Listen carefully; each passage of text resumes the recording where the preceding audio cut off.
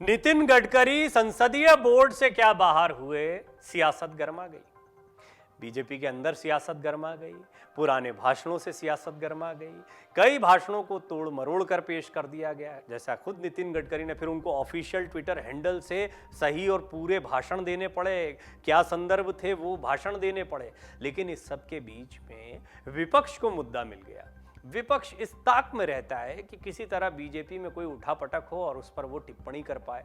सबसे बड़ा मौका नितिन गडकरी के तौर पर विपक्ष को मिला, ऐसा लगता है, क्योंकि एक के बाद एक कई बयान आ रहे हैं। इनमें एक बयान है, हालांकि ताज़ा वो विपक्ष का हिस्सा बने हैं, या कन्हैया कुमार जो है वो अब राजनीति की राह चल चुके हैं। इससे पहले भी वो बीजेपी के लिए कड़े शब्दों का इस्तेमाल कर चुके हैं, लेकिन अब वो एक नेता के तौर पर बीजेपी के खिलाफ या विपक्ष के नेता के तौर पर बीजेपी के खिलाफ बातें बोलते दिखाई देते हैं। लिहाजा नितिन गडकरी को लेकर जो कुछ भी हुआ बीजेपी में, ये बीजेपी का अंदरूनी मामला है, लेकिन फिर भी एक बड़ा मौका मिल गया उन लोगों को जो बीजेपी को गाए बगाए अपने निशाने पर रखते हैं। उनमें से एक है कन्हैया कुमार। कन्हैया कुमार ने अपने एक भाषण के दौरान मोदी सरकार पर जमकर निशाना साधा। इस दौरान कन्हैया कुमार ने केंद्रीय मंत्री नितिन गडकरी को बीजेपी संसदीय बोर्ड से हटाए जाने पर चुटकी भी ले ली। उन्होंने तंज कसते हुए कहा, जल्द ही गडकरी देश के पहले अग्निवीर मंत्री होने वाले हैं। उन्होंने दो काम एक तीर से किए हैं, दो निशाने साधे हैं। एक तो अग्निवीर योजना को लेकर जिस तरह का विरोध हो रहा था विपक्ष की तरफ से, उस पर भी वो कमेंट कर रहे हैं, और नितिन गडकरी पर भी वो कमेंट कर रहे हैं। कन्हैया कुमार ने कहा, बीजेपी ने ये तैयार कर लिया है कि बीच का कोई रास्ता नहीं छोड़ना है। मोदी जी गडकरी को भी बर्दाश्त करने के लिए तैयार नहीं है। उन्होंने उनके खिलाफ बोला तो उन्हें भी बाहर का रास्ता दिखा दिया गया। ये बात कही जाती रही है कि नितिन गडकरी को आखिर संसदीय बोर्ड से क्यों बाहर किया गया, लेकिन अगर देखा जाए तो ये बात फैक्चुअली ठीक नहीं दिखती है जो कन्हैया कुमार कह रहे हैं, क्योंकि कभी खुलकर नितिन गडकरी ने कोई भी ऐसी बात नहीं की जो प्रधानमंत्री मोदी के खिलाफ दिखाई देती है। वो मोदी के नेतृत्व क्षमता की तारीफ करते दिखाई देते हैं।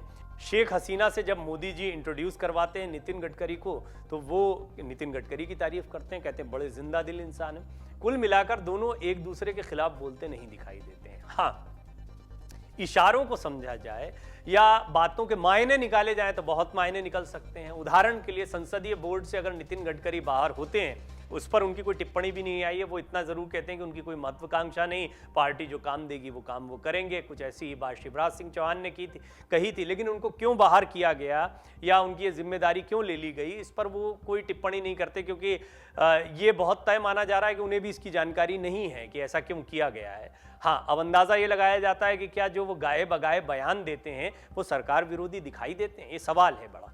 ये सवाल इसलिए उठता है क्योंकि वो सत्ता के बारे में बोलते हैं, राजनीति से संन्यास की बात कहते हैं, काम में होने वाली देरी की बात कहते हैं, सरकारों को बेहतर काम करने की सलाह देते हैं, और वो तब देते हैं जबकि वो खुद केंद्र में होते हैं या केंद्रीय मंत्री होते हैं, राज्य में उनकी सरकार होती है, केंद्र में उनकी सरकार होती है।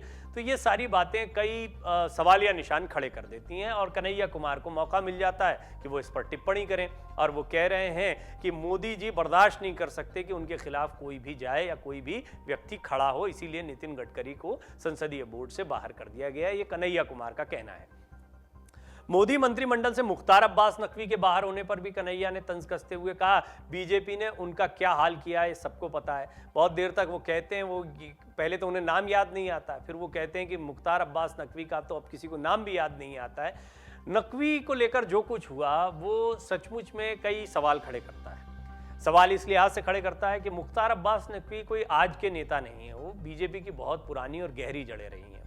रामपुर से पहले चुनाव लड़ चुके थे, उपचुनाव में लिहाजा लग रहा था कि उनको मौका मिलेगा, लेकिन घनश्याम लोधी को उतारा गया।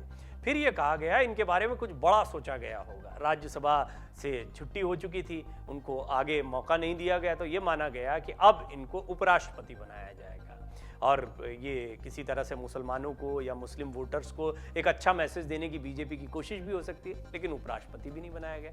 जगदीप धनखड़ उधर आ गए, इधर घनश्याम लोधी को उपचुनाव लड़ाया गया। तो कुल मिलाकर कहीं ना कहीं एक किनारे कर दिया गया मुख्तार अब्बास नकवी को। फिर चर्चाएं गर्म हो गई कि उनको कहीं का राज्यपाल बनाया, और हो भी सकता है कि आने वाले समय में कोई निर्णय उनको लेकर किया जाए। लेकिन कन्हैया कुमार या विपक्ष को एक मौका मिल गया नितिन गडकरी, मुख्तार अब्बास नकवी के बहाने बीजेपी पर हमला करने का, कि बीजेपी ने कुछ लोगों को किनारे कर दिया और उनकी अलग अलग वजह बताई जाती हैं। जैसे नितिन गडकरी के लिए ये वजह विपक्ष अपनी तरफ से बताने की कोशिश कर रहा है कि वो प्रधानमंत्री मोदी के खिलाफ दिखाई देते हैं या उनके खिलाफ आवाज बुलंद करते हैं, इसलिए उनको किनारे कर दिया गया। और इसी तरह से मुख्तार अब्बास नकवी एक मुस्लिम चेहरा है, इसलिए उनको किनारे कर दिया गया। कन्हैया कुमार ने कहा कांग्रेस की छोड़ो, बीजेपी के अंदर भी जो उनके खिलाफ आवाज उठाता है उसे बाहर कर दिया जाता है।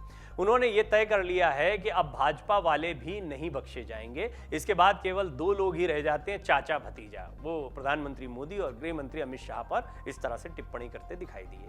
कन्हैया कुमार ने कहा बीजेपी से यारी किसी के लिए भी अच्छी नहीं है। अगर आपको महंगाई ज्यादा लगती है तो बीजेपी में शामिल हो जाएंगे, इसके बाद महंगाई भी आपको अच्छी लगने लग जाएगी। कन्हैया कुमार अच्छे वक्ता हैं, हालांकि उन पर कई गंभीर बयान देने के, नारे लगाने के आरोप भी लगे हैं। कन्हैया कुमार अलग अलग मंचों पर इन पर सफाई देते भी दिखाई देते हैं और बीजेपी के कई नेता उनको घेरते भी दिखाई देते हैं। इस सब के बीच में कन्हैया कुमार एक मुखर वक्ता तो हैं और वो मौके को चूकते नहीं, ये कहना गलत नहीं होगा।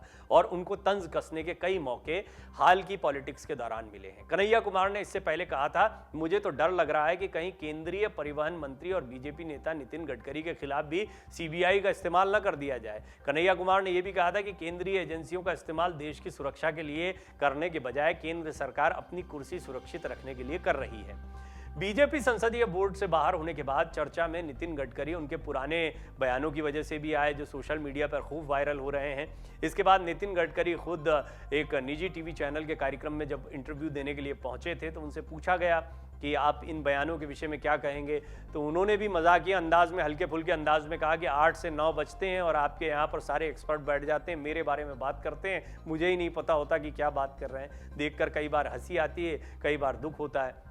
उनसे पूछा गया कि आपको गुस्सा आता है, तो उन्होंने कहा गुस्सा तो नहीं आता है, लेकिन जब पूछता हूं कि ये क्यों हो रहा है तो कहा जाता है कि हमारे तो रिपोर्टर ही यहाँ पर मौजूद नहीं थे।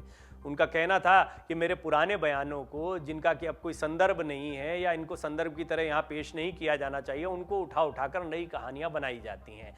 ये नितिन गडकरी का आरोप रहा। उनके कई ऐसे बयान रहे जो कि पहले के बयान थे, लेकिन आज के संदर्भ में जब उनको संसदीय बोर्ड से हटाया गया तब उनको दोबारा वायरल किया गया या वो खूब वायरल हो गए, जिसके बाद में ये लगा कि क्या नितिन गडकरी अपनी सरकार के खिलाफ बोल रहे हैं, क्या नितिन गडकरी इस मौके पर बोल रहे हैं। जबकि ये बात सही है कि ये बयान पुराने थे और इन बयानों को आज के संदर्भ में जोड़कर दिखाया गया। लेकिन जो उन पर कार्रवाई हुई, कार्रवाई कहें या बीजेपी ने जो फैसला लिया उनको संसदीय बोर्ड से बाहर करने का, वो एक ऐसा बड़ा फैसला रहा जिसने सभी को चौंकाया। हालांकि उन लोगों को नहीं जो नितिन गडकरी और प्रधानमंत्री मोदी के बीच में कंपटीशन को देखते हैं, और कन्हैया कुमार उनमें से एक हैं। वो तो ये कह रहे हैं कि जो भी आवाज़ बुलंद करेगा, चाहे वो पार्टी के बाहर हो या अंदर हो, उसको बख्शा नहीं जाएगा। यही पॉलिसी चल रही है। बहरहाल कन्हैया कुमार ने कई गंभीर बातें कही, कई आरोप लगाए हैं, ये उनका अंदाज रहा। अब देखना होगा कि बीजेपी इस पर किस तरह से पलटवार करती है, या वो इनके इन बयानों को पलटवार के लायक मानती भी है या नहीं। डाउनलोड करें अमर उजाला ऐप और पाएं खबरें लगातार। अगर आप ये वीडियो YouTube पर देख रहे हैं तो हमारे चैनल को सब्सक्राइब करें और बेल आइकन को दबाना ना भूलें। अगर आप Facebook पर ये वीडियो देख रहे हैं तो हमारे पेज को लाइक करें।